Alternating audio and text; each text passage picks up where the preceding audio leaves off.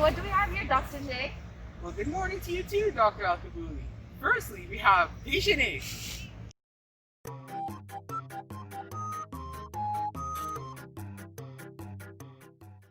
Here we have patient B.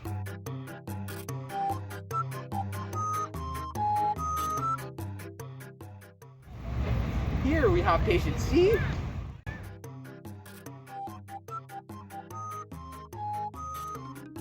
And finally, patient D.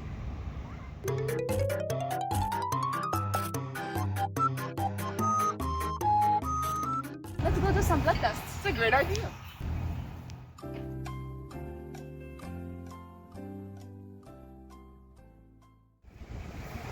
Hey, so the test results have come back, and it looks like there's a mutation in the genes encoding lamins, AC. It's called the lamina gene.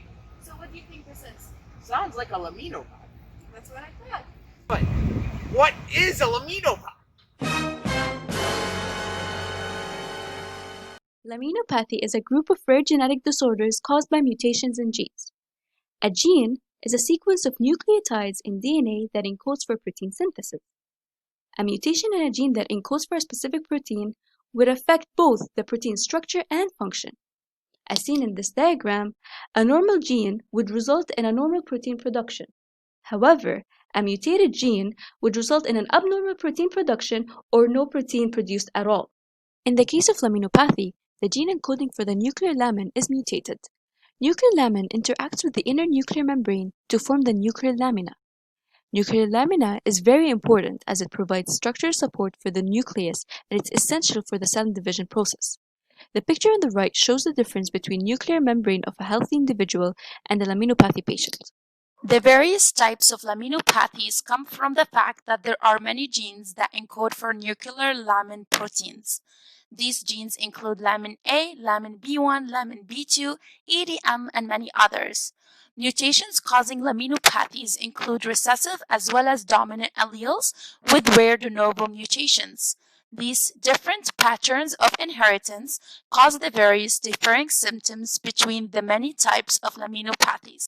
Let's take a closer look at the molecular mechanism of laminopathies. Normally, messenger RNA produced from the LMNA gene undergoes alternative splicing and is translated into lamins A and C. Prelamin A undergoes fine acylation, meaning isoprenyl groups are added to a cysteine amino acid to attach a membrane anchor.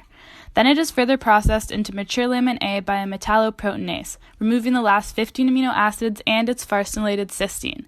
This allows lamin A to dissociate from the membrane and fulfill nuclear functions. However, mutations causing laminopathies interfere with these processes. As seen on the right in HGPS, lamin lacks this final cleavage, resulting in an abnormally weak nuclear envelope. Why do mutations in the lamina components cause disease? Well, the abnormal structure of the nuclear lamina caused by laminopathy mutations seen here and here lead to changes in gene expression by disturbing the function of a transcription regulating protein. Missense mutations, which are the changes of amino acids due to mutations in the DNA, are seen here from the change from cysteine to serine. And these are the cause for many genetic disorders, suggesting that the lamin AC proteins contain distinct functional domains that are essential for maintenance and integrity of different cell lineages. Mutations in the lamin rod domains leading to mislocalization of lamin A occurs in patients with autosomal dominant forms of cardiomyopathy and muscular dystrophy.